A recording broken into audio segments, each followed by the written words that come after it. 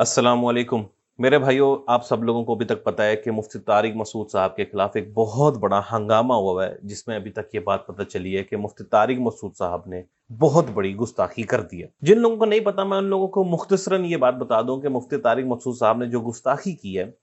وہ کچھ نعوذ باللہ انہوں نے یہ بات کر دی، استغفر اللہ، کہ رسول اللہ صلی اللہ علیہ وآلہ وسلم لکھنا پڑھنا نہیں جانتے تھے۔ اب یہ بات تو ویسے قرآن پاک میں بھی لکھی ہوئی ہے، لیکن اس کے کانٹیکسٹ میں کیا بات ہے، مفتی طارق مسعود صاحب نے وہ ایکسپلین کرنے کی بجائے کچھ اپنی طرف سے بات غلط بیان کر دی۔ مفتی طارق مسعود صاحب نے نعوذ باللہ یہ بات کرتے ہوئے یہ چیز پیش آگے سے کر دی کہ نبی علیہ الصلوۃ والسلام چونکہ پڑھنا لکھنا نہیں جانتے تھے، اس وجہ سے وہ کاتب وحیوں سے وحی لکھوایا کرتے تھے، اور نعوذ باللہ استغفر اللہ وہ وحی لکھنے والے اگر کوئی غلطی گرامر کی کر دیتے تھے تو وہ گرامر کی غلطی اسی طرح آج تک قرآن پاک میں موجود ہے، کیونکہ نبی صلی اللہ علیہ وآلہ وسلم پڑھنا لکھنا نہیں جانتے تھے، اسی وجہ سے آپ صلی اللہ علیہ وآلہ وسلم اس غلطی کی کریکشن نہیں کر پاتے تھے۔ ہمارے نبی کے بارے میں پوری امت کا اجماع ہے، بھائی نہ لکھنا جانتے تھے اور نہ پڑھنا جانتے۔ ابے بھائی پھر کیوں فالو کر رہے ہو یار؟ خود بول رہے ہو کہ نہ لکھنا جانتے تھے اور نہ پڑھنا، امی تھے۔ ما تخطہ بیمینک، قرآن کہہ رہے ہیں محمد صلی اللہ علیہ وسلم جو قرآن پیش کر رہے ہیں ایک لفظ بھی ان کے دائیں ہاتھ نے کبھی نہیں لکھا، ایک لفظ نہیں لکھا۔ جیسے ہی آیت نازل ہوتی آپ کبھی زید ابن ثابت کو بلا رہے ہیں، کبھی کسی اور صحابی کو بلا رہے ہیں، بھائی لکھو۔ اور دیکھو ہمارے نبی صلی اللہ علیہ وسلم جب قرآن لکھوایا نا تو چونکہ آپ لکھنا پڑھنا نہیں جانتے تھے تو بعض دفعہ کاتب سے گرامر کی غلطی ہوئی لکھنے میں، ہمارے نبی نے اس کی کریکشن نہیں کی۔ آپ کو نہیں پتا چلا کہ گرامر کے لحاظ سے یہ غلط لکھا ہوا ہے، وہ اب تک اسی طرح لکھا ہوا ہے۔ نعوذ باللہ استغفر اللہ۔ یہ ایک بہت بہت بڑا جملہ تھا جو مفتی طارق مسعود صاحب کی زبان سے نکل آیا، انفارچونیٹلی۔ اب اس کے بعد ایک ملک میں تماشا لگ گیا اور یہ ہونا شروع ہوا کہ مفتی طارق مسعود صاحب پر 295C ایف آئی آر ہو گئی۔ 295C ایف آئی آر وہ ایف آئی آر ہے جو رسول اللہ صلی اللہ علیہ وآلہ وسلم کی گستاخی کرنے پر پاکستان میں کاٹی جاتی ہے۔ اور مفتی طارق مسعود صاحب کو نہ صرف یہ فتویٰ ملا ہے کہ وہ نبی صلی اللہ علیہ وآلہ وسلم کے نعوذ باللہ گستاخ ہیں، بلکہ وہ اصحاب کے بھی گستاخ ہیں، اور نعوذ باللہ استغفر اللہ انہوں نے اللہ تعالیٰ کی بھی گستاخی کر دی ہے۔ میرے بھائیوں،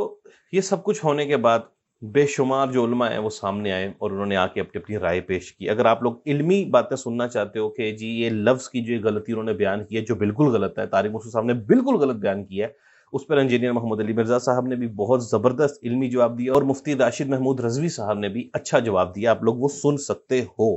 لیکن میری ویڈیو کا مقصد کیا ہے؟ میری ویڈیو کا مقصد یہ ہے کہ ابھی ہم یہ چیز دیکھ رہے ہیں کہ مفتی طارق مسعود صاحب کی زندگی انتہائی خطرے میں آ چکی ہے، اور وہ یہ وجہ ہے کہ مفتی طارق مسعود صاحب کے اس بیان کے بعد جب انہوں نے ایک معافی نامہ جاری کیا اور انہوں نے ایک بیان جاری کیا کہ وہ اپنی اس بات سے رجوع کرتے ہیں، اور اس میں انہوں نے کہا کہ اگر کسی کو یہ بات لگی ہے کہ میرے سے گستاخی ہوئی ہے تو میں اس پر رجوع کرتا ہوں۔ اس کے بعد مفتی صاحب پر اور پریشر آیا کہ آپ ہمیں ہی آگے سے پریشر ڈال دیں گے، ہمیں ہی اگر غلط لگا ہے، بلکہ آپ اپنی غلطی تسلیم کر ہی نہیں رہے ہیں۔ اس کے بعد مفتی طارق مسعود صاحب نے اپنے آفیشیل پیج سے ایک وضاحتی بیان ایک اور جاری کیا، جس میں انہوں نے کہا کہ میں اس چیز کا اقرار کرتا ہوں کہ انفارچونیٹلی میرے منہ سے کچھ غلط باتیں نکل گئی تھی، اور میں اپنے الفاظ واپس لیتا ہوں، میں رجوع کرتا ہوں، میں اللہ کے حضور توبہ بھی پیش کرتا ہوں۔ اس سب کے باوجود بھی مفتی طارق مسعود صاحب کو معافی نہیں دی جا رہی، بلکہ یہ ہو رہا ہے کہ جو ہمارے جو ٹی ایل پی اور بریلوی بھائی ہیں، یہ لوگ مفتی طارق مسعود صاحب کے بہت زیادہ خلاف ہو گئے۔ اس کے بعد ٹی ایل پی کے بھی جو ایک سربراہ ہیں ان کی طرف سے بھی ایک یہ ویڈیو سامنے آئی کہ اگر مفتی طارق مسعود پاکستان آتا ہے، چونکہ یہ سب کچھ کینیڈا میں ہوا ہے بیان وغیرہ، تو مفتی طارق مسعود جو ہیں وہ جو پاکستان آئیں گے تو ادارے ایکشن میں آئیں، ورنہ پھر جو بھی ہوگا پھر ہمیں کوئی نہ کچھ کہے، ہم ذمہ دار نہیں ہیں۔ بسم اللہ الرحمن الرحیم۔ طارق مسعود عرف بونگے نے بیرون ملک گفتگو کے دوران اللہ جل جلالہ کی بھی بے ادبی کی ہے، حضور پر نور صلی اللہ تعالی علیہ وآلہ وسلم کی شان اقدس کے اندر سری گستاخی کی ہے، اور وہی لکھنے والے صحابہ پر عدم اعتماد کا اظہار کیا ہے، جس پر تعزیرات پاکستان 295C اور 298/B کے تحت حکومت وقت کو فی الفور اس پر کارروائی کرنی چاہیے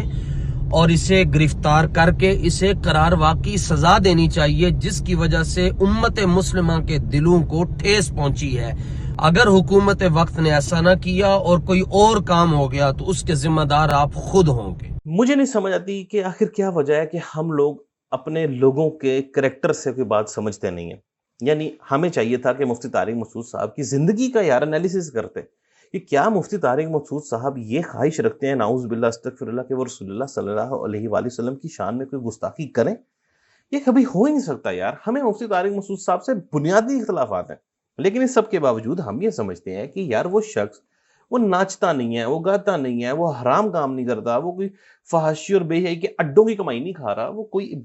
ایسا کام نہیں کر رہا جو اسلام نے منع کیا ہے, بلکہ وہ الحمدللہ ایک تبلیغی انسان ہے. وہ تبلیغ کا کام کر رہے ہیں اور وہ ایک اللہ اور آخری نبی حضرت محمد مصطفیٰ صلی اللہ علیہ وآلہ وسلم کی طرف لوگوں کو دعوت دیتے ہیں. کیا اس کے بعد بھی یہ کہنا کہ ان سے یہ بات اس لیے ہو گئی ہے کیونکہ وہ نعوذ باللہ رسول اللہ صلی اللہ علیہ وآلہ وسلم کی گستاخی کرنا چاہتے تھے؟ میرا خیال ہے کہ یہاں پر ہم لوگوں کو تھوڑا سا بیک فٹ پہ جانا چاہیے, یہی سوچتے ہوئے کہ یار ایک بندہ جس نے دین کی خاطر دنیا میں کام کیا ہے, اس کے منہ سے کچھ غلط الفاظ نکل گئے ہیں, البتہ اس سے رجوع کرنا چاہیے اس کو, اور اس نے چونکہ رجوع کر لیا ہے, کم سے کم ہمیں ان کی رجوع کرنے پر اتنی تو انہیں فیور دے دینی چاہیے. یہاں پر اب میں اینڈ پر یہ بات ضرور کہوں گا کہ خدا کا واسطہ ہے, جس طرح آپ لوگ اپنے بڑوں کو فیور دیتے ہیں نا, کہ آپ کے کسی بزرگ بابے کی کوئی بات گستاخی نکلا ہے تو آپ طویلیں اور دلیلیں دیتے ہیں, تو دوسرے مسلمانوں کو بھی اتنی سی تو فیور دے دیا کریں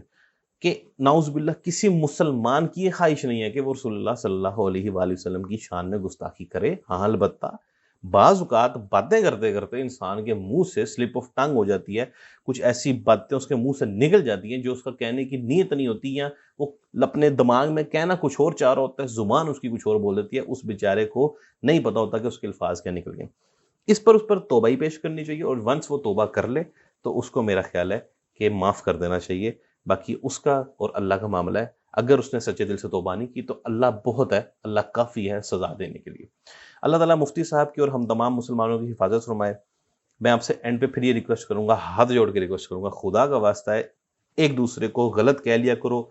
علمی طور پر ایک دوسرے کے خلاف بات کر لیا کریں, یہ ضرور کہہ لیا کریں کہ اس نے نعوذ باللہ غلطی کی ہے, لیکن گستاخی ایک مسلمان کی ذات پر بہت بڑا فتویٰ ہے. اللہ تعالیٰ ہم سب کو سیدھے اور نیک راستے پر چلنے کی توفیق عطا فرمائے. اللہ تعالیٰ نبی صلی اللہ علیہ وآلہ وسلم کی عصمت اور عزت کی حفاظت فرمائے. اپنا ڈھیر سارا خیال رکھیں, مجھے بھی دعا میں یاد رکھیں, میں بھی آپ کو دعا میں یاد رکھوں گا. اللہ حافظ.